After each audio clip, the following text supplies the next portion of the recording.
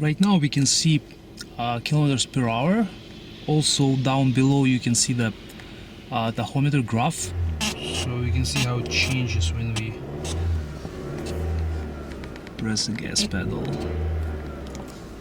So the next one would be miles per hour. We can see the coolant temperature. This is the voltage of the system. Fuel consumption in liters per hour. Okay, this is a fuel consumption in liters per hour. I think many of these can be really helpful when you drive.